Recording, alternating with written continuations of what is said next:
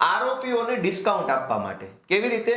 કે જો ફરિયાદ ખોટી નોંધાય તો કોર્ટની અંદર અદાલતમાં જામીન મેળવવામાં બીજી ત્રીજી બધી જ પ્રોસેસમાં આરોપીઓને ફાયદો મળે. કેમ કે એફઆઈઆર ખોટી છે. એફઆઈઆર ખોટી કેવી રીતે છે? આ એફઆઈઆરમાં ભાવનગર પોલીસે કલમ લગાવી છે 307, એટલે કે જાનથી મારી નાખવાની કોશિશ. એટલે આઈપી નવી કલમ છે 109(1). પછી 506 એટલે કે ધમકી મારવાની કલમ, અને કલમ 114 એટલે કે ગુનેગાર એક વ્યક્તિની હારે બીજા 3-4 લોકોને હાજર હોય એને 114. એટલે આ જૂની કલમ બોલું છું. નવી કલમ છે 109, 351 ને 54. પોલીસે આરોપીને ફાયદો કરાવવા માટે, માથાભારે ગુંડા બદમાશ તત્વોને ડિસ્કાઉન્ટ આપવા માટે, કે કોર્ટમાં સજા ન થાય, જલ્દી જામીન મળી જાય, પાસા ન થાય, ગુસ્સીટોક ન લાગે, એટલા માટે ખોટો ફરિયાદી ઉભો કર્યો.